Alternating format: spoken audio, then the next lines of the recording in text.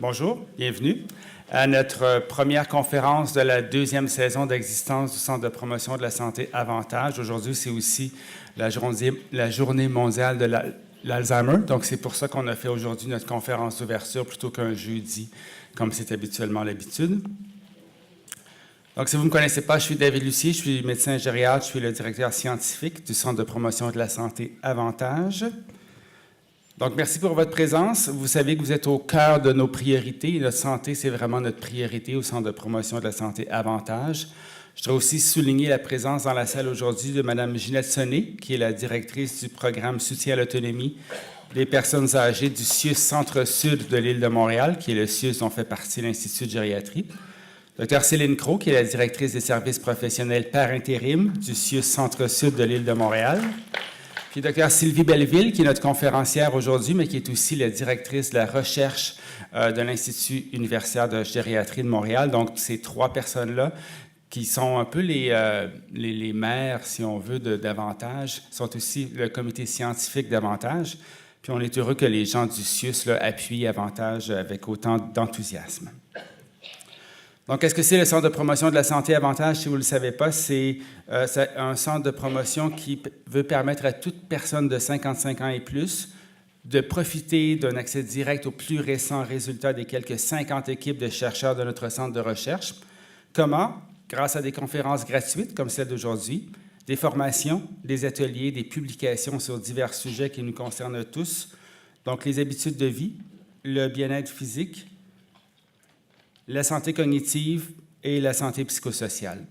Donc, Avantage, c'est un projet unique et novateur. C'est aussi le fruit d'une extraordinaire collaboration qui permet de transmettre ces résultats de recherche dans un langage simple, clair et accessible. Donc, je le disais, c'est notre deuxième saison à Avantage. On en est très fiers. Donc, l'année 2014-2015, ça a été notre première année. On a eu 17 conférences gratuites, 5 formations. Et ça a été, selon nous, beaucoup de succès parce qu'on a eu plus que 1700 participants à nos activités. Puis cette année, on vise une diffusion encore plus large pour rejoindre encore plus de gens pour transmettre les savoirs. Donc, on est très fiers de vous présenter aujourd'hui notre offre pour la saison 2015-2016 qui va être encore plus diversifiée puis amplifiée en augmentant beaucoup le nombre de formations pour rejoindre un nombre plus important d'aînés. Donc, 8 conférences gratuites cet automne, on va les revoir en détail. En tout, 19 conférences jusqu'en juin, par des experts, des chercheurs et des cliniciens de l'Institut de gériatrie ou par des spécialistes externes dont nous reconnaissons la pertinence et l'expertise. 5 formations et 2 ateliers pour permettre de jouer un rôle actif dans le vieillissement. Donc, en détail, la programmation. Aujourd'hui, Dr Sylvie Belleville qui va nous parler de la maladie d'Alzheimer. On continue cette semaine, on profite que ce soit la Journée mondiale de l'Alzheimer pour avoir une deuxième activité sur la maladie d'Alzheimer. Aujourd'hui, on parle de science. Jeudi, on va y aller avec un panel qui va aborder différents aspects médicaux et sociétaux.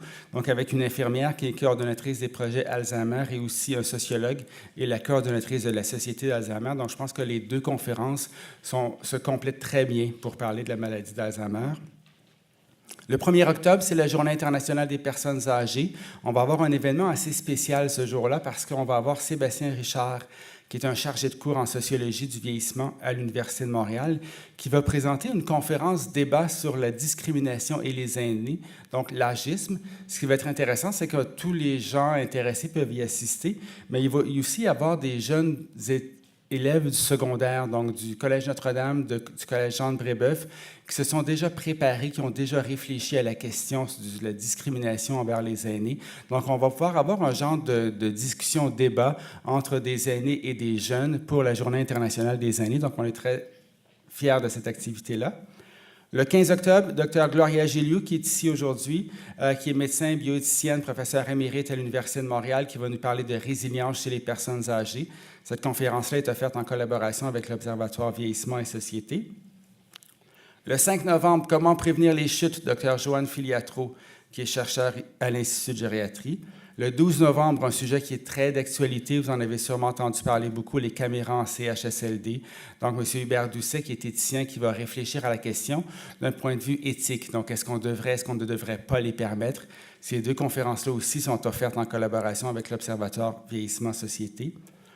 Un autre sujet d'actualité, c'est la loi sur les soins de fin de vie qui va être en vigueur le 10 décembre. Dans cette loi-là, on parle beaucoup d'aide médicale à mourir. On va avoir une conférence sur ce sujet-là en janvier. Mais il y a aussi un aspect méconnu de la loi qui est les directives médicales anticipées. Ce qu'on appelait des fois aussi le testament de vie, là, comment dire à mes proches ce que je voudrais qu'il soit fait si je ne peux pas prendre des décisions moi-même. Il y a une grande partie de la loi sur les soins de fin de vie qui s'occupe de cet aspect-là. Puis le Dr. Yvette Lajeunesse, qui est médecin ici, va venir nous expliquer comment faire des directives médicales anticipées pour que ce soit respecté. Enfin, la dernière de l'année, le 10 décembre, la contribution des aînés à la vie socio-économique et culturelle par M. André Ledoux de l'Observatoire Vieillissement Société. Donc, plusieurs conférences avant Noël et encore plus après Noël.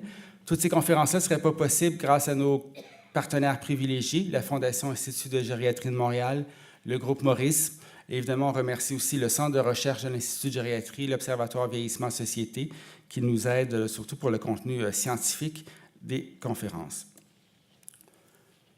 Ça, c'était les conférences. On a aussi beaucoup de formations qui s'échelonnent sur quelques semaines, sur 8 semaines en général. Quelque chose de nouveau. Donc, cette année, vous verrez que la plupart des formations s'échelonnent sur 8 semaines. Il y a une raison pourquoi le 8 semaines, c'est qu'il y a un nouveau programme du gouvernement fédéral qui permet d'avoir un crédit d'impôt pour les frais d'inscription, si c'est 8 semaines et plus.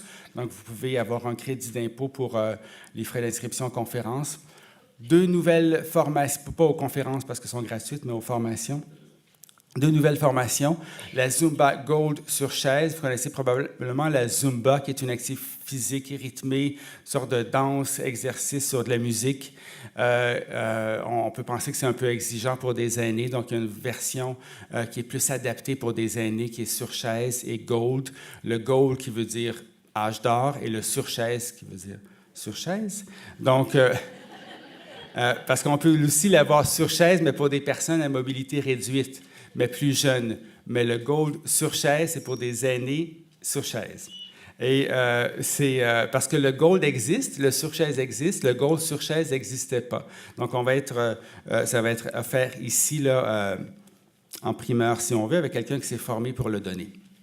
Une autre nouvelle formation, c'est du Tai Chi sur chaise. Vous voyez qu'on sait que les gens plus âgés, des fois, ont de la difficulté avec les problèmes d'équilibre. Donc, c'est pour ça qu'on veut toujours offrir, nous, des choses qui ne sont pas offertes partout ailleurs. Donc, on essaie de le faire de façon différente. Le Tai Chi sur chaise, donc, si on a des problèmes d'équilibre, ça peut être intéressant de le faire sur chaise. La formatrice, Sifu Gabrielle, va être présente après la conférence. Donc, si vous êtes intéressé, vous avez des questions à lui poser, vous pourrez la rencontrer à la sortie. Votre plancher pelvien au travail, c'est une formation qu'on offre déjà, qui a beaucoup de succès. Donc, des exercices, c'est pour vous seulement, mesdames, désolé, messieurs, pour exercer, renforcer les muscles du plancher pelvien, les abdominaux, les fessiers. Tout ça dans le but, évidemment, surtout de prévenir l'incontinence urinaire et fécale. Ça aussi, ça se fait beaucoup sur de la musique. Ça se passe juste à côté de mon bureau le mardi après-midi, puis il y a l'air à y avoir beaucoup de plaisir là-dedans. On se demande ce qui se fait parce que ça rit beaucoup, puis il y a beaucoup de musique. On pense à un groupe d'ados qui font un party, mais non, c'est des exercices du plancher pelvien. Donc, la formatrice... la formatrice n'est pas ici. Donc, yoga sur chaise, ou plutôt Mémo, pour commencer. Mémo, comment comprendre la mémoire et l'apprivoiser. C'est un programme qui a été développé par Dr. Belleville, qui est notre conférencière aujourd'hui. C'est basé sur des résultats d'études qui ont montré que c'est possible pour des personnes âgées d'améliorer l'efficacité de la mémoire. Donc, d'informations, des exercices, toutes sortes de stratégies pour mieux retenir l'information. La formatrice est dans la salle aujourd'hui, Anne-Sophie Langlois. Donc, si elle peut nous faire un petit coucou, elle est là-bas. Si vous avez des questions, vous pourrez lui poser des questions ou sûrement en poser à Dr. Belleville aussi si la formation vous intéresse.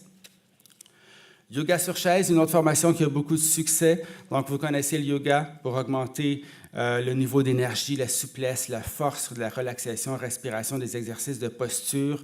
Le yoga sur chaise peut prévenir la douleur. Ça peut aider au soulagement de l'arthrose, de l'arthrite, la haute tension, des problèmes cardiaques et du stress. Donc, la formatrice, Mme Annie Courtecuisse, est aussi dans la salle. Elle va être dans la salle après la conférence. Donc, si vous avez des questions, vous pourrez lui poser. Du nouveau, 2 ateliers nouveaux. Un atelier sur les activités physiques, pourquoi et comment. Si on veut se mettre à l'activité physique, mais on ne sait pas vraiment comment le faire, par où commencer pour passer à l'action. Donc, ça peut nous ouvrir les yeux sur toutes les possibilités qui s'offrent à vous, avoir des outils concrets pour amorcer ou poursuivre la pratique d'activité physique. Donc, celui-là va être un atelier, ça se donne en 2 fois, là, donc le 22 octobre et le 12 novembre. Un autre atelier qui a été donné en juin, qu'on redonne cette année, on parle beaucoup des tablettes électroniques comme les iPads ou les tablettes de d'autres sortes. Il y a le journal La Presse qui a annoncé qu'il n'y aura plus de papier. Là, donc, si on veut vraiment le lire la semaine, il va falloir être familier avec un iPad. Donc, des formations sur comment utiliser une tablette électronique, comment ouvrir les applications, comment tous les secrets de ces tablettes-là. On va avoir des experts qui sont des experts en technologie, mais aussi des experts en transmission de l'information qui vont pouvoir nous expliquer tout ça. Et les formatrices sont dans la salle aussi, Anne-Sophie Langlois et Catherine Dubé. Donc encore là, si vous avez des questions, vous pouvez leur poser les questions, on va pouvoir y répondre. Pas des questions sur les tablettes, mais sur les formations. Comment s'inscrire? Donc, les places sont limitées. Il y a des formations qui sont déjà presque complètes, donc plusieurs façons en personne, à la sortie de la conférence, par téléphone ou par courriel. Donc, différentes façons de s'inscrire. Une autre nouveauté et avantage cette année, il y a quelques autres nouveautés. Donc, on a un nouveau volet qui est avantage en tournée. Qu'est-ce que c'est avantage en tournée? C'est pour les gens qui ne peuvent pas se déplacer pour venir ici. Nous, on peut se déplacer pour aller dans les milieux. Donc, on a des conférenciers qui peuvent aller donner. C'est la plupart des conférences qu'on a offertes l'an dernier sont maintenant offertes en tournée. Donc, on peut aller dans des organismes communautaires, des CLSC ou des différents endroits. 9 conférences qui sont offertes, une formation pour le grand public, 2 formations de multiplicateurs. Donc, si ça vous intéresse d'accueillir dans votre milieu, vous pouvez aussi nous contacter pour qu'on puisse y aller. Enfin, une maison d'édition. On est très, très enthousiastes par rapport à ça. On a 4 publications, 4 livres qui sont en préparation, qui devraient être publiés dans la prochaine année. 12 des grands sujets du vieillissement par Dr Belleville avec la collaboration des chercheurs du Centre de recherche de l'Institut de gériatrie. Un livre DVD de yoga sur chaise pour traiter la douleur chronique, donc avec des exercices pratiques qu'on va pouvoir suivre sur le DVD.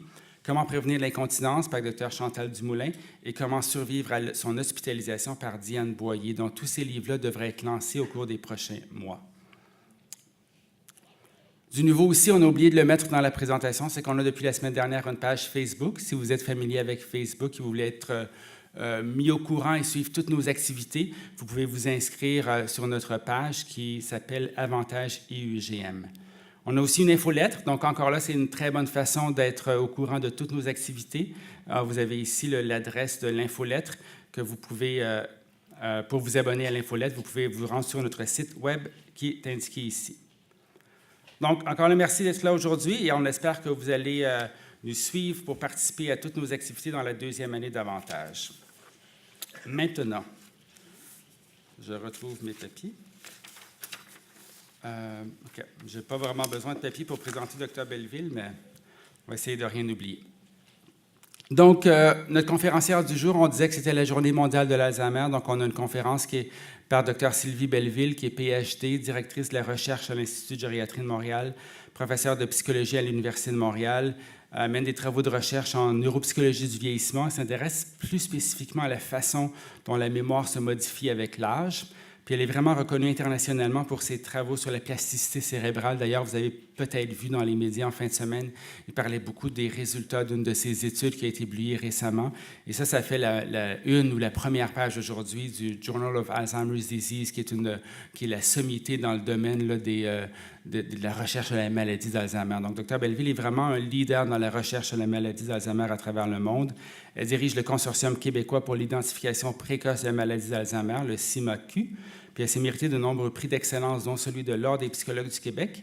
Puis la revue Canadian Psychology l'a identifiée parmi les 10 professeurs de psychologie clinique les plus influents au Canada. Donc, je pense que c'est une très bonne personne pour nous parler de la maladie d'Alzheimer. Donc, Dr Belleville, merci.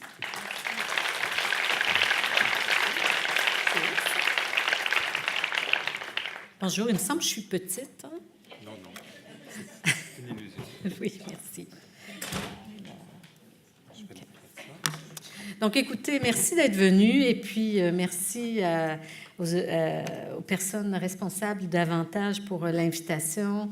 C'est toujours un plaisir pour moi de parler à des gens de la recherche puis de ce qu'on fait. On est habitué de parler à des chercheurs, mais à un moment donné, c'est important de pouvoir être en mesure de faire en sorte que ce sur quoi on travaille, que le grand public est au courant, que vous êtes sensible aux avancées de la recherche.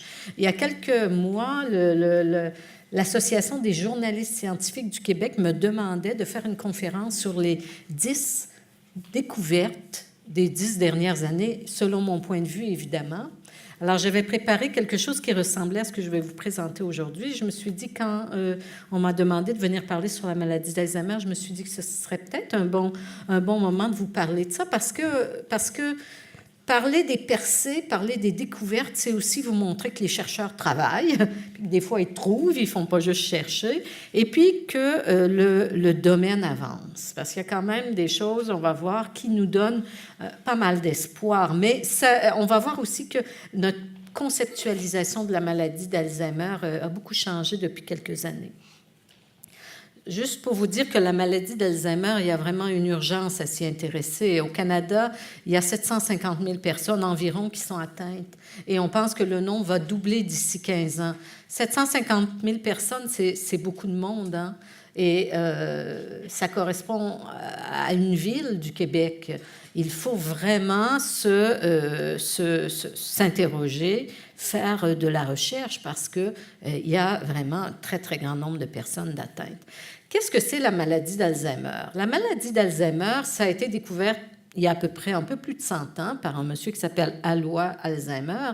Et c'est une maladie qui est définie sur la base de lésions dans le cerveau. Donc, ce sont des gens qui, quand on regarde leur cerveau, ont ce qu'on appelle des plaques amyloïdes, donc des dépôts d'une protéine qu'on appelle amyloïde et qu'on reconnaît bien, qui est anormalement en trop grande quantité dans le cerveau, à l'extérieur des neurones, qui sont un peu les cellules vraiment de notre cerveau. Et ils ont aussi ce qu'on appelle des dégénérescences neurofibrillaires, qui sont des espèces d'amas de protéines, une autre protéine qu'on appelle tau, et qui, elle, est dans les neurones. Donc, c'est un diagnostic, si on veut, qui est pathologique, qui est biologique. Évidemment, ce qu'on pense, ce qui est important aussi, c'est que ces anomalies qu'on voit dans le cerveau des patients, elles ont un impact. On va voir tout à l'heure qu'il y a des personnes qui, pour des raisons vraiment intéressantes, peuvent avoir ces pathologies-là et ne pas avoir d'impact clinique majeur. On va voir pourquoi tout à l'heure. C'est une des grandes avancées des dernières années. Mais quand on parle de maladie d'Alzheimer, on voit ça dans le cerveau du patient. Puis on observe aussi un impact sur la cognition et l'anatomie et l'autonomie. Donc les gens ont des problèmes de mémoire et ils ont des problèmes dans d'autres fonctions cognitives et ces problèmes sont suffisamment importants pour que la personne ait du mal à réaliser ses activités quotidiennes. Donc ça veut dire que l'impact est quand même assez majeur, hein? Et ça, c'est important de vous dire que c'est un diagnostic qui est biologique parce que, évidemment, si vous avez une maladie d'Alzheimer, actuellement, je ne vais pas prendre votre cerveau, le couper en tranches pour essayer de voir si vous avez ça. On va être obligé de faire un diagnostic qu'on appelle clinique, c'est-à-dire qu'on va regarder si la personne a des symptômes qui nous donnent à penser qu'il y a une maladie d'Alzheimer. Donc, on va évaluer sa mémoire avec des tests de mémoire. On va situer sa mémoire par rapport à d'autres personnes du même âge. On va évaluer d'autres fonctions cognitives comme la capacité de parler, la capacité de raisonner, la capacité de reconnaître des images. On va regarder si ça gêne son autonomie. Puis c'est juste quand on a cet ensemble de symptômes avec aucune autre explication, donc c'est pas que la personne a un problème de thyroïde, c'est pas que la personne a un problème d'AVC, donc il n'y a rien qui explique ça. À ce moment-là, on va dire c'est probablement un Alzheimer. Donc ça, c'est important de bien garder ça en tête parce qu'actuellement, l'état de nos connaissances ne nous permet pas encore d'être certain du vivant de la personne que c'est une maladie d'Alzheimer. Puis aussi, vous allez sûrement entendre la notion de démence, hein? La question le terme, on utilise On a utilisé dans le passé le terme démence. Les gens n'aiment même pas ça parce que démence, ça fait un peu fou.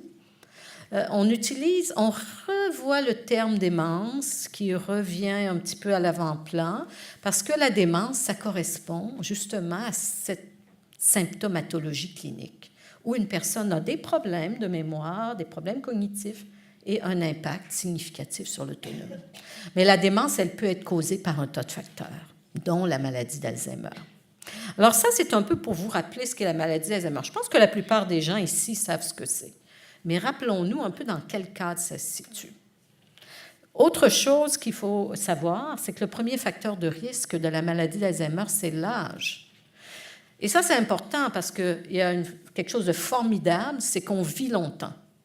On vit bien plus longtemps qu'avant. On a gagné des dizaines d'années d'espérance de vie depuis le début du 20e siècle. Mais la conséquence, c'est qu'on a une explosion des cas de maladie d'Alzheimer. Parce que si on vit jusqu'à 85 ans, on a beaucoup de chances, ou de risques plutôt, de développer la maladie. Alors, vous avez ici les chiffres. Pour les plus de 65 ans, 15% des personnes vont avoir une démence. À peu près 70-75% des gens vont être normaux, voire super normaux, dans le sens qu'il y a des gens qui ont l'air de maintenir remarquablement bien leur mémoire, leur cognition. Il y a des gens qui vont avoir des troubles cognitifs légers, donc des petits problèmes de mémoire, pas encore suffisamment forts ou importants pour qu'on puisse parler de démence ou de maladie d'Alzheimer. Ça, c'est à 65 ans. Regardez comment le bleu et le jaune changent quand on a plus de 85 ans. Bien là, la proportion devient vraiment très, très importante. Donc, c'est intéressant de vieillir, c'est intéressant de vivre longtemps, mais une conséquence pour nous et puis pour la société, c'est qu'il y aura de plus en plus de maladies neurodégénératives de type démence et maladie d'Alzheimer. Alors, la maladie d'Alzheimer a plus de 100 ans. Qu'est-ce qui a bougé dans la recherche? Qu'est-ce qu'on sait maintenant? Je vais vous présenter aujourd'hui 10 avancées, 10 découvertes, entre guillemets, ou nouvelles connaissances qui sont assez récentes. Et je vais essayer de vous dire pourquoi c'est important. Donc, 10 avancées. On va essayer de prendre à peu près 5-6 minutes chacune. Puis après, on passera aux questions. Première chose qu'on connaît maintenant, et je pense que c'est une avancée parce qu'il y a quelques années, on n'avait pas du tout cette notion. Et maintenant, je pense que la plupart des chercheurs acceptent, réalisent, les cliniciens également, que le moment où on fait le diagnostic actuellement, il est bien plus tardif que le moment où on commence la maladie. Le diagnostic, il se fait probablement 10 à 15 ans, il y en a même qui vont jusqu'à 20 ans après le début de la maladie dans le cerveau. Donc, je vous ai dit tout à l'heure, la maladie d'Alzheimer, c'est des changements dans le cerveau. C'est des pathologies, une neuropathologie qui s'installe dans le cerveau. Le diagnostic qu'on donne actuellement de maladie d'Alzheimer, il est probablement 10 à 15 ans plus tard, 10 à 15 ans après le début. La maladie d'Alzheimer, c'est une maladie très, très progressive. On va faire le diagnostic à la phase démence, donc beaucoup de problèmes, des problèmes qui ont un impact significatif sur l'autonomie. Et ce qui est particulier, si on vous dit vous avez une maladie d'Alzheimer légère, ce n'est pas du tout vrai. La maladie dans le cerveau, quand on donne le diagnostic, elle est déjà très avancée. On parle maintenant d'une très longue phase silencieuse. Donc, vous avez ici le moment où on fait un diagnostic de démence. Donc, vous avez des problèmes de mémoire. La personne a des problèmes de mémoire, elle a des problèmes de langage, elle a des difficultés à s'orienter, ça commence à avoir un impact. La personne ne peut plus gérer facilement son budget, ne peut plus recevoir sa famille comme elle le faisait avant. On va poser un diagnostic de démence. Mais ce qu'on pense, c'est que pendant 15 à 20 ans, il se passait des choses dans son cerveau et il y avait des signes très légers qui étaient présents. On va parler de troubles cognitifs légers pendant 3-4 ans, 5-6 ans. Et avant, il y avait une plainte subjective, probablement. Ça, c'est encore à être démontré. C'est-à-dire que la personne se plaignait, mais on n'est pas capable de mettre en évidence aucune atteinte objective. Et puis probablement aussi une phase totalement asymptomatique. On pourrait parler ici une phase silencieuse, ici une phase balbutiante. La maladie chuchote, elle est là, elle a très peu d'effet. On va parler un petit peu de ça. Qu'est-ce que ça voulait dire?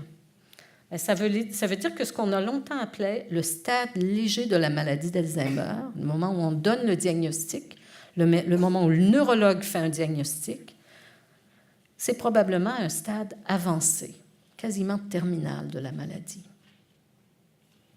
Regardez ici, vous avez 2 cerveaux. Ça vient de mon laboratoire, Samira Mella, qui m'a aidé à sortir ces images-là. C'est une imagerie par résonance magnétique. On est capable d'aller faire une photo du cerveau.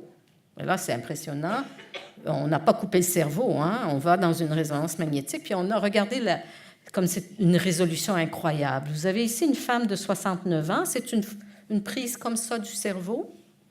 Ce qui est noir, c'est de l'espace, c'est du liquide, céphalorachidien, donc c'est du rien.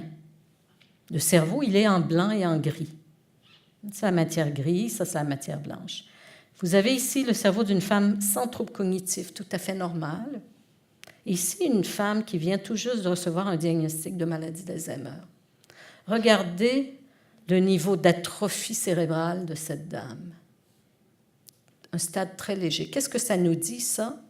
Puis on va voir l'importance de cette notion-là sur la recherche et sur l'établissement de la cause de la maladie. Bien, ce que ça nous dit, c'est que quand on donne un diagnostic, ça fait déjà longtemps que la maladie a évolué. Puis à un moment donné, il y a tellement d'impact qu'on va voir l'impact sur les troubles cognitifs. Mais la maladie, elle est là depuis très longtemps. Elle a fait ses ravages depuis très longtemps. Alors, évidemment,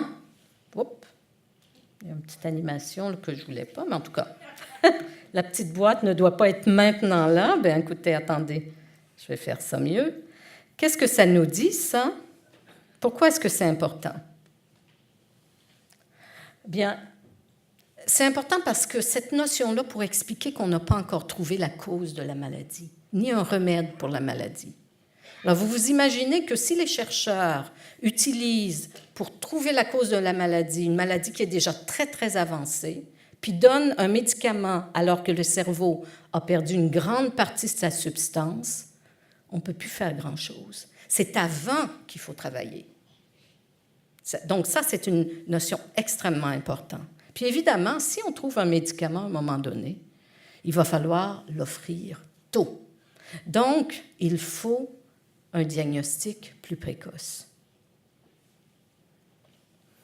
Une autre notion intéressante, et ça, je pense que certains chercheurs de mon équipe et d'autres équipes à Montréal ont beaucoup travaillé là-dessus, c'est essayer de trouver des tests qui nous permettent de devancer le diagnostic. Pas nécessairement pour vous donner un diagnostic maintenant, parce qu'on n'a pas de médicament, etc. Mais quand le médicament va arriver, ça va être très important que les chercheurs soient prêts à utiliser des tests qui soient sensibles. Et on en a quelques-uns. Comment est-ce qu'on fait ça? On fait une étude qu'on appelle prospective, diagnostic prospective. Donc, on prend des gens qui sont à risque, qui n'ont pas la maladie diagnostiquée, mais ils ont un risque.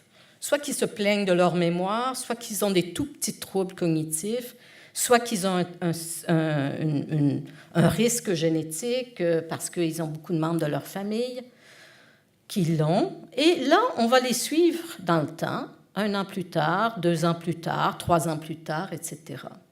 Là-dedans, il y en a qui vont toujours rester stables, qui ne vont jamais évoluer, progresser. Puis il y en a qui vont développer la maladie l'année d'après, ou 2 ans après, ou 3 ans après. Ce que ça permet de faire, ça, c'est de savoir, vous savez, ce groupe-ci, ils n'ont jamais évolué, c'était des gens qui, ici, étaient normaux. Mais ce groupe-ci, ils ont évolué plus tard, donc probablement que la maladie était déjà dans leur cerveau. Et on va essayer de déterminer, est-ce qu'on est capable de les distinguer? Pas ici, parce qu'ici, ils ont déjà leur diagnostic. Est-ce qu'on est capable de les distinguer avant? Est-ce qu'on est capable de les différencier avant? Puis ça va nous permettre d'identifier des tests, des marqueurs précoces. Bien, on a trouvé qu'effectivement, une batterie d'environ 40 minutes, puis là, c'est juste des tests cognitifs, donc c'est vraiment très simple, ça ne demande pas des gros équipements. On est capable de distinguer à 90% ceux qui vont rester stables versus progresser vers la maladie 4 ans plus tard. Et donc, on est capable de devancer le diagnostic de 4 ans. Comment on fait ça? Bien, avec des tests de mémoire. Ça, ce n'est pas les bons mots, puis ce n'est pas la bonne histoire. Comme ça, vous n'allez pas étudier. Mais on présente des mots comme ça, les gens doivent les mémoriser et puis les rapporter. Ou alors, on présente une petite histoire, puis on demande après un rappel immédiat ou après quelques minutes. Mais ça, c'est un test de mémoire. On sait que la mémoire, elle est touchée, mais on a aussi des tests tout simples, comme par exemple, on demande, est-ce que ces deux lignes sont parallèles? Ici. Est-ce qu'elles sont parallèles? Oui. Ici? Non. Bon, ça va. Vous êtes dans mes stables. Est-ce que ces objets existent vraiment ici? Est-ce que ça existe, ça? Dans la vraie vie, oui? Ça ici? Merci. Vous l'avez eu. Formidable. On peut aussi tester la mémoire de travail, cette mémoire qui permet de maintenir l'information à jour dans notre buffer. Par exemple, ici, je vous demanderais de rappeler cette série-là, mais dans l'ordre alphabétique. Chien, table, jupe, sac. Excellent. Voilà, formidable. Vous êtes rassurés. Mais écoutez, on fait ce type de test, on fait plusieurs essais, évidemment. Là, j'ai fait quelques essais seulement. Et la performance nous permet de distinguer. Maintenant, ça peut prendre un peu de temps. On peut aussi utiliser la neuroimagerie. Avec Frédéric Peters, un étudiant à moi, on a montré qu'en utilisant la neuroimagerie puis en allant évaluer l'épaisseur du cortex dans certaines régions bien spécifiques du cerveau, on pouvait avoir aussi une capacité à prédire 2 ans à l'avance qui va progresser vers une maladie d'Alzheimer. Donc, tout ça, c'est pour vous illustrer le fait qu'on est très, très impliqué dans essayer de trouver des bons marqueurs fiables, un peu plus précoces qu'actuellement, de la maladie, parce que si on fait un diagnostic quand le cerveau est très atteint, on a un problème. Donc, on veut faire le diagnostic avant.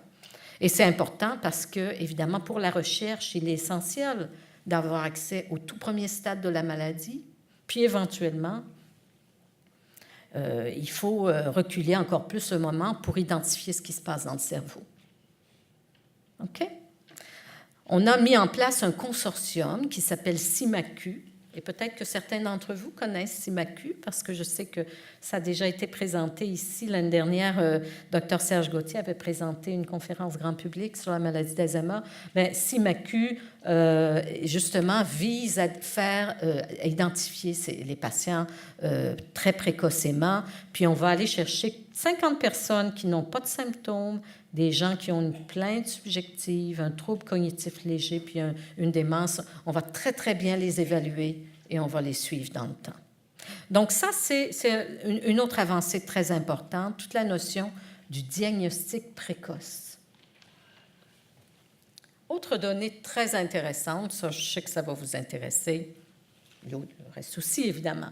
Mais une donnée très intéressante, c'est que de plus en plus de travaux montrent que il y a des causes modifiables à la maladie d'Alzheimer. Évidemment, il y a des causes génétiques. Évidemment, il y a des susceptibilités génétiques.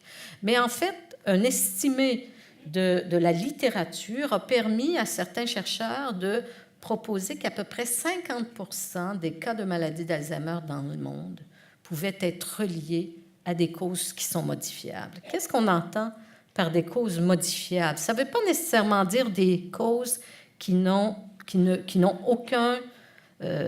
aucune ramification génétique. Ça veut dire que c'est des causes sur lesquelles on peut agir, nous comme individus, comme société ou comme médecins. Alors, qu'est-ce que ça veut dire? D'abord, les facteurs de risque vasculaire. On a estimé dans cette étude de Barnes et Yav qu'à peu près 10% des cas de maladie d'Alzheimer pouvaient être associés à des facteurs de risque vasculaire. Ça, facteur de risque vasculaire, ça veut dire dépression, ça veut dire hypertension, ça veut dire diabète, ça veut dire donc tous les facteurs de risque qui augmentent, qui ont un impact sur notre santé vasculaire. 10% étaient associés à la dépression.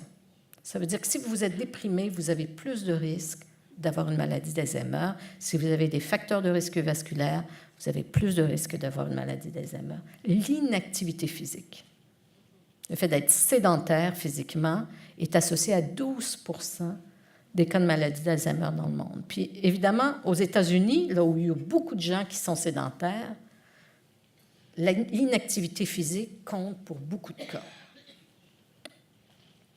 Le tabagisme, c'est étonnant, n'est-ce pas? 13%, selon la littérature, pourrait être dû au tabagisme. Ça, c'est un facteur hautement modifiable. Et l'inactivité cognitive, 19% dans le monde, des cas de maladie d'Alzheimer pourraient être reliés à l'inactivité cognitive. Généralement, c'est évalué avec l'éducation, mais ce n'est pas juste ça. Ce n'est pas juste le fait d'avoir été longtemps à l'école.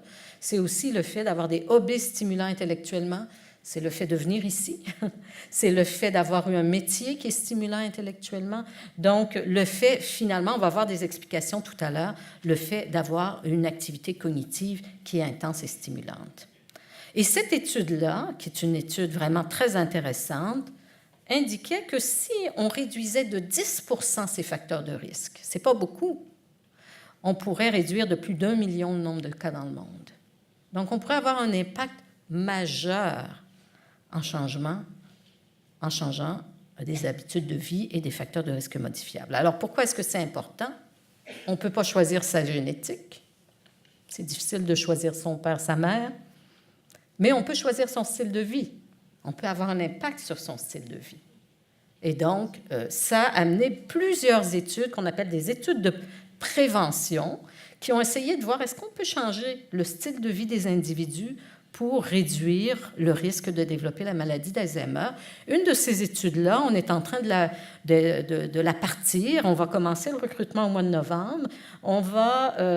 C'est financé par la famille Chagnon. D'ailleurs, c'est une étude dans laquelle on va amener les gens à modifier leur style de vie en étant plus actifs physiquement, en adoptant une diète méditerranéenne et en faisant des activités cognitives stimulantes par le loisir.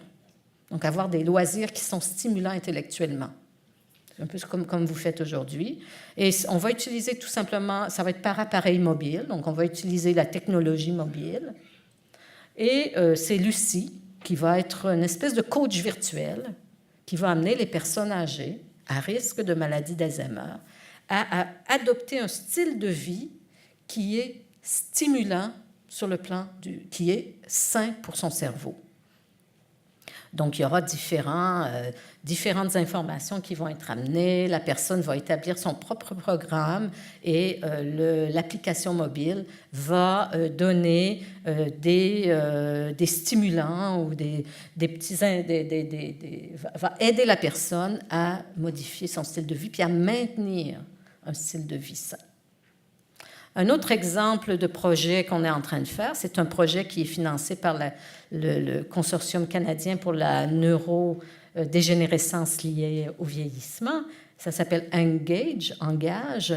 Et ici, on va faire appel aux activités de loisirs stimulantes comme apprendre la musique, apprendre une langue seconde, faire des jeux vidéo qu'on connaît comme étant stimulants pour l'attention, écouter des documentaires, tout ça pour se créer un style de vie qui nous permet d'être plus actifs intellectuellement.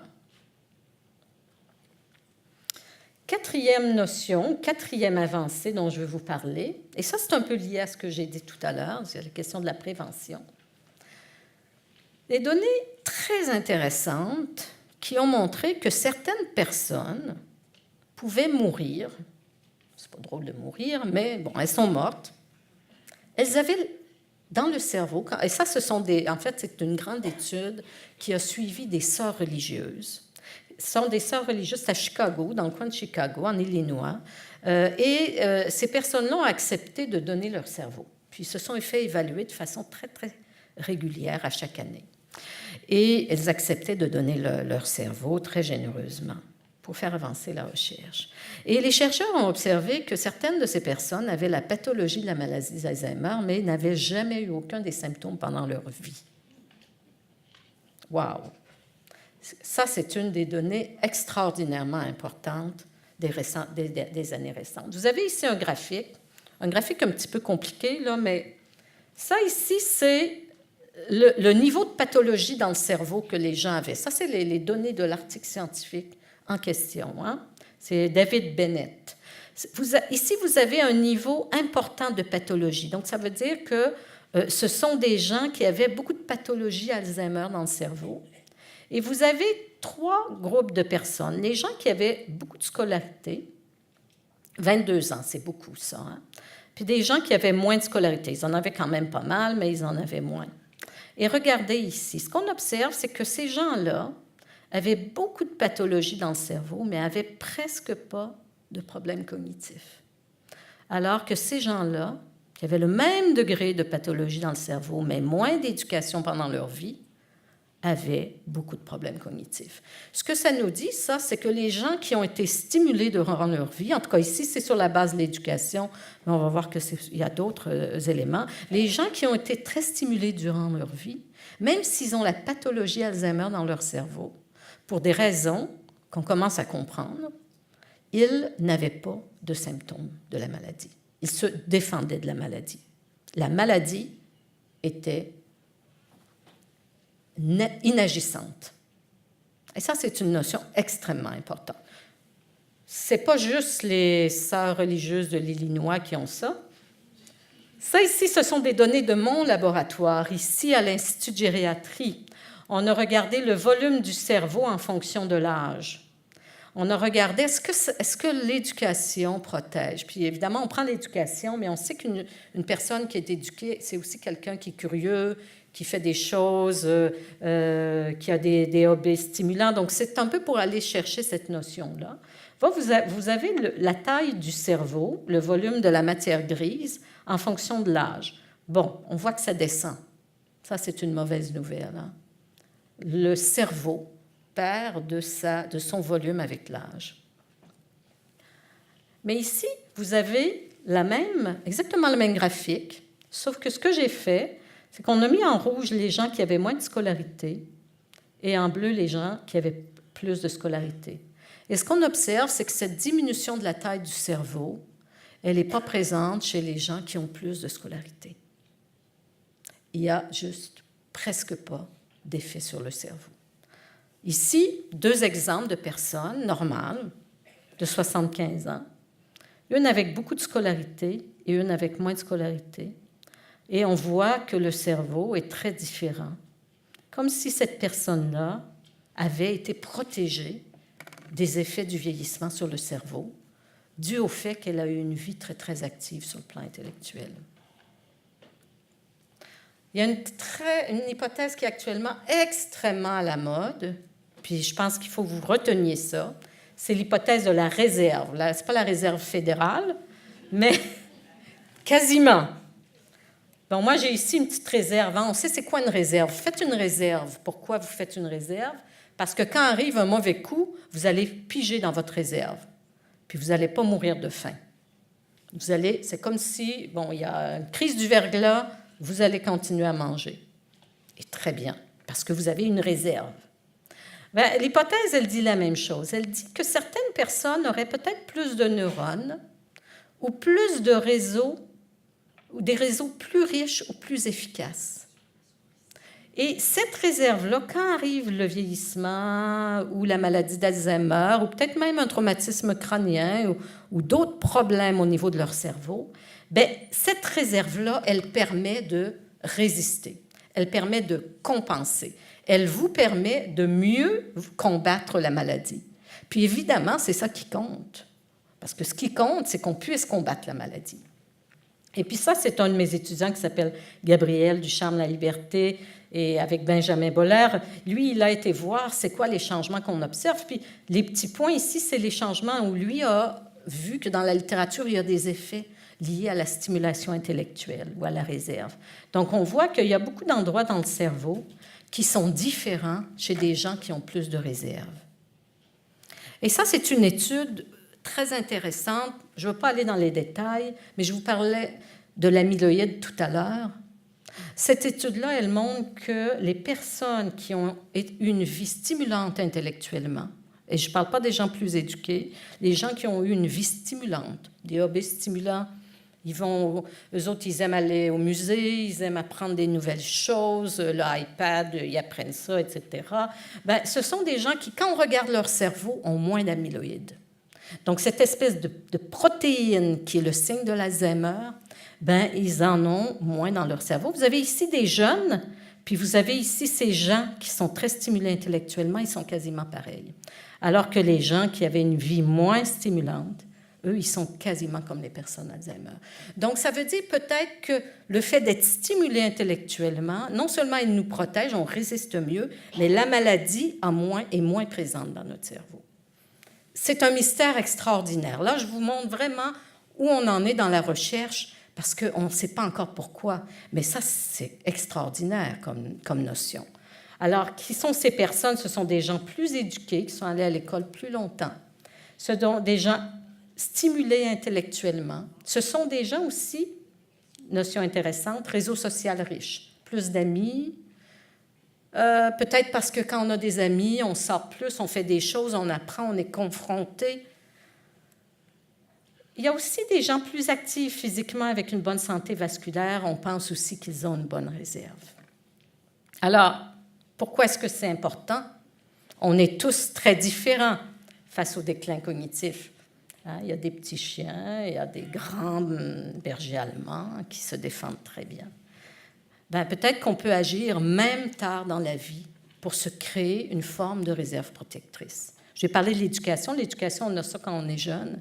Mais moi et d'autres, on pense qu'on peut se créer une forme de réserve jusqu'à très tard dans la vie et jamais trop tard. Alors ça, c'est un peu l'objet de mes recherches. Alors, on a parlé de réserve. On va parler maintenant des femmes, des différences sexuelles. Alors, la maladie d'Alzheimer, c'est une maladie de femmes. Les femmes sont plus affectées. Souvent, c'est les proches aidants qui sont plus des femmes, pas juste les conjointes, les filles, les belles-filles. Ceux qui s'occupent professionnellement des personnes avec une maladie d'Alzheimer sont plus souvent des femmes aussi. Donc, les femmes sont vraiment... La maladie d'Alzheimer est vraiment une maladie de femmes. Les femmes sont plus susceptibles de développer la maladie. C'est une notion importante. On a longtemps pensé que peut-être c'était dû au fait que les femmes vivent plus longtemps. Si elles vivent plus longtemps, c'est normal qu'elles aient davantage la maladie. Mais cette différence homme-femme, elle est quand même présente, même chez les cas plus tôt, même les cas qui arrivent tôt, à 50 ans, 60 ans. Donc ce n'est pas vraiment une question de longévité. Donc, 2 à 3 fois plus fréquente chez les femmes, et on connaît pas, on ne sait pas trop pourquoi. Est-ce que c'est lié à nos hormones? On ne sait pas. On sait que les femmes ont un plus petit cerveau, plus petit hippocampe. Je ne sais pas, moi, je n'y crois pas trop. Mais une chose importante, les femmes ont peut-être moins de réserve. Je vous ai parlé de réserve tout à l'heure. C'est quoi une des façons d'évaluer la réserve? L'éducation. Est-ce que les femmes très âgées étaient moins éduquées, peut-être, formellement? Je ne parle pas de l'éducation qu'elles recevaient de façon informelle, mais les femmes, peut-être, ont moins accès à des choses dans leur vie qui leur créent une forme de réserve. Alors moi, j'ai assez confiance, si c'est le cas, que tout ça va un peu se balancer au fur et à mesure que les femmes vont avoir plus accès à de l'éducation, à des métiers stimulants. Elles vont peut-être se construire une réserve. Alors, c'est bien important. Les maladies du cerveau ont des préférences sexuelles. On s'en est assez peu préoccupé, mais peut-être que là, il y a une clé intéressante pour comprendre la maladie. Vous avez ici les maladies qui sont très sexualisées. L'autisme, 9 hommes pour une femme. La dyslexie, 15 hommes pour une femme. Ça, c'est pas juste... c'est pas toujours les femmes qui sont désavantagées. Vous voyez ici des maladies où c'est vraiment les hommes qui sont désavantagés. Gilles de la Tourette, 4,5 hommes pour une femme. Alzheimer, 3 femmes pour un homme. Sclérose en plaques, plus de femmes aussi. Donc, les maladies du cerveau n'ont pas l'air d'affecter de la même façon les femmes et les hommes. Comprendre ça va peut-être nous aider à comprendre les maladies du cerveau. Donc ça, c'est aussi une avancée importante. Comme vous voyez, j'ai beaucoup de questions, peut-être pas des réponses sur tout, des éléments de questions, mais c'est peut-être une voie pour comprendre la maladie. 6e découverte ou avancée, l'amyloïde. Je vous ai dit tout à l'heure que la maladie d'Alzheimer, elle se caractérise par des dépôts d'amyloïde dans le cerveau. Vous en avez ici. Vous avez ici les dépôts amyloïdes. Il y a beaucoup. J'ai l'habitude de dire le 20e siècle, c'était le siècle de la bêta-amyloïde. On disait c'est la cause de la maladie. Le 20e siècle, c'est le siècle dernier. On pensait que la maladie, elle était causée par le fait qu'on accumulait beaucoup d'amyloïdes dans notre cerveau. Puis on sait que l'amyloïde, elle est toxique. Elle tue les neurones. Puis aussi, on sait qu'il y a une variante génétique de la maladie d'Alzheimer, c'est-à-dire qu'il y a des familles qui ont beaucoup de maladies d'Alzheimer à cause d'une mutation du précurseur de la protéine amyloïde. Donc, tout ça nous disait, peut-être qu'effectivement, l'amyloïde cause la maladie d'Alzheimer. On va enlever l'amyloïde du cerveau des patients, ça va les guérir. Et formidable, on a trouvé des façons d'aller bloquer l'amyloïde. Malheureusement, ça n'a pas marché. Ça n'a pas marché. Alors, 21e siècle, pour moi, c'est le siècle où l'amyloïde est mise à mal. Puis, vous savez, il y a beaucoup de monde qui avait beaucoup d'espoir de guérir la maladie d'Alzheimer parce qu'on arrivait à enlever l'amyloïde du cerveau. Bon, il y a différentes raisons pour lesquelles probablement, il y a un problème avec cette hypothèse-là, mais la plus importante, c'est les médicaments qui bloquent la production d'amyloïde ou qui la retirent n'ont aucun effet sur la maladie. Ça, c'est un problème. Et donc, pourquoi est-ce que c'est important? Bien, évidemment, si ce n'est pas l'amyloïde qui est la cause de la maladie, on ne pourra pas guérir correctement. Parce que si vous voulez guérir une maladie, vous devez connaître la cause. Et c'est pour ça que les chercheurs en recherche fondamentale, qui travaillent avec des souris, qui travaillent en recherche animale, c'est extrêmement important parce que c'est eux qui vont trouver la cause de la maladie. Alors, si peut-être pas l'amyloïde, si ce n'est pas l'amyloïde, c'est quoi la cause? Est-ce qu'on peut explorer d'autres voies? Ou peut-être que c'est parce qu'on donne le médicament trop tard. Je vous ai dit tout à l'heure, quand on donne un diagnostic, le cerveau est très atteint, peut-être qu'il fallait le donner plus tôt. Ça, donc, on est en train d'explorer ces voies-là dans la recherche. Voilà une hypothèse intéressante peut-être qui expliquerait la maladie. Ce qu'on a découvert, c'est que la maladie, elle est très étrange. Elle a l'air de se propager de neurone en neurone.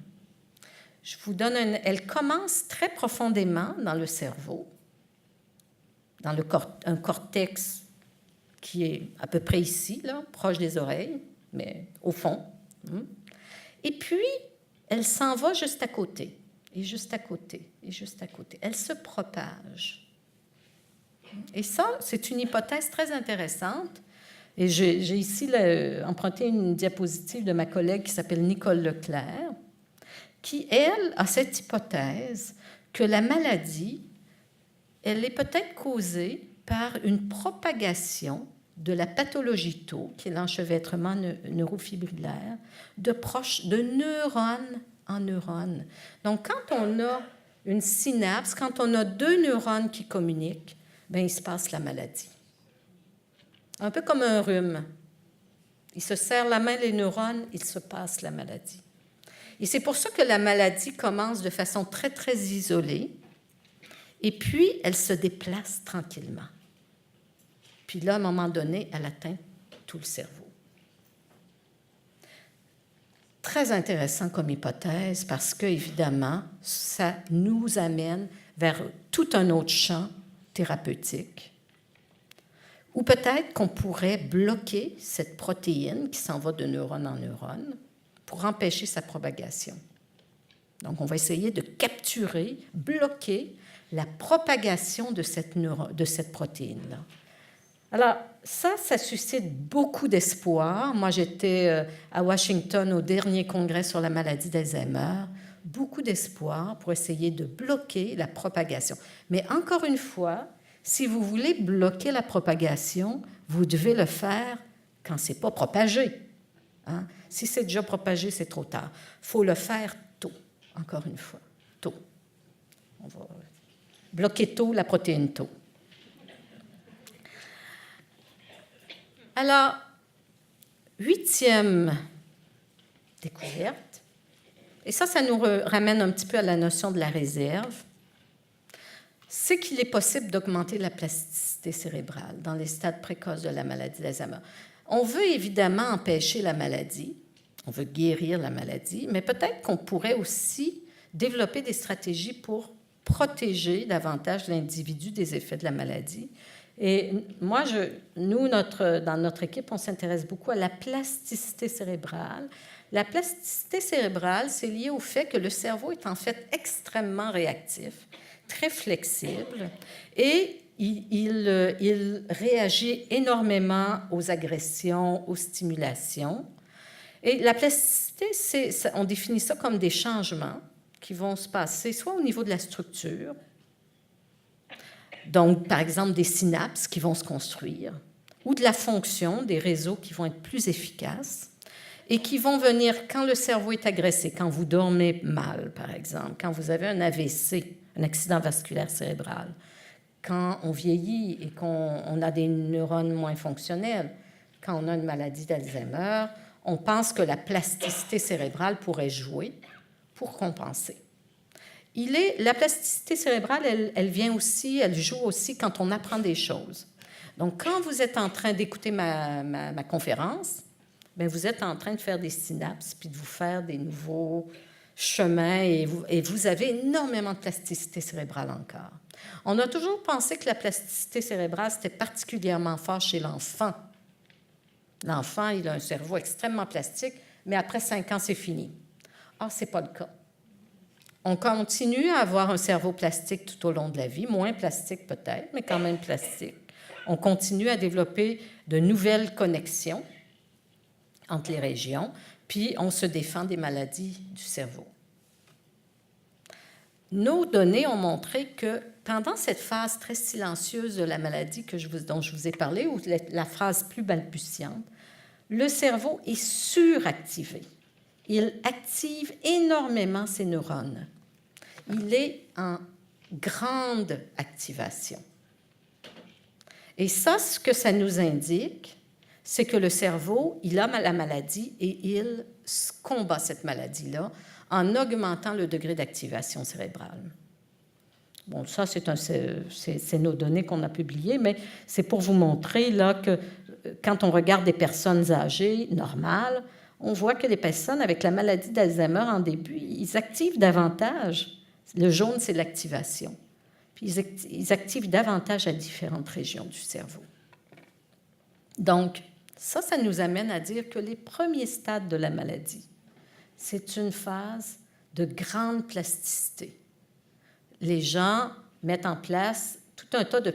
Le cerveau met en place des processus de plasticité et de compensation qui fait que même si le cerveau est affecté pendant toute cette phase-là, les symptômes sont très, très légers. C'est ça qui explique la phase silencieuse. C'est le fait qu'il y ait énormément de plasticité qu'on va appeler naturelle. Et ce qu'on a montré, c'est que si on donnait un certain type d'entraînement cognitif, bien, on a des résultats très similaires, c'est-à-dire un cerveau qui suractive, qui est plus actif.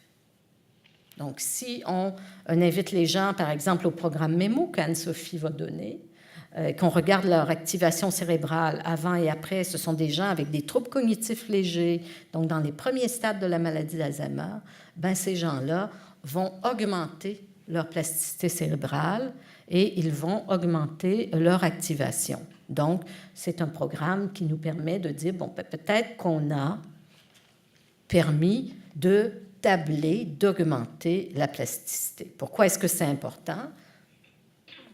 Ben, ça dit qu'on peut peut-être augmenter cette plasticité dans les premiers stades de la maladie.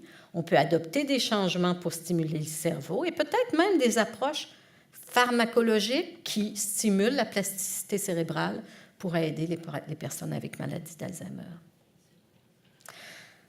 J'ai parlé jusqu'à maintenant beaucoup des premiers stades de la maladie, du diagnostic précoce, donc toute cette notion de prévention, d'agir pour essayer de développer des formes de résilience à la maladie.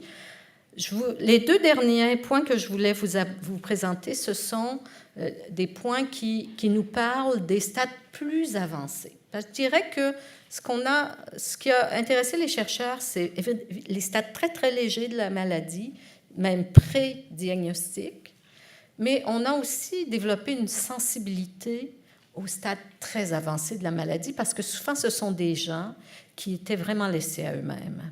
Et la recherche ne s'avançait pas dans ces eaux périlleuses, si on veut. Une donnée très, très importante des dernières années, puis c'est une donnée. Je pense que c'est aussi parce que les gens se sont rendus compte que c'était effectivement vrai et que ça pouvait avoir un impact clinique majeur. C'est la donnée selon laquelle ce sont les troubles du comportement et non pas les troubles de la mémoire chez des patients qui ont un diagnostic d'Alzheimer. Ce n'est pas les troubles de la mémoire qui vont faire que le proche va décider d'institutionnaliser la personne atteinte. Ce sont les troubles de comportement. Les troubles de comportement précipitent l'institutionnalisation des personnes qui sont atteintes de la maladie. Qu'est-ce que c'est les troubles du comportement? Il y a une appellation plus, je dirais, médicale. On va utiliser le terme symptômes psychologiques et comportementaux de la démence. C'est l'agitation.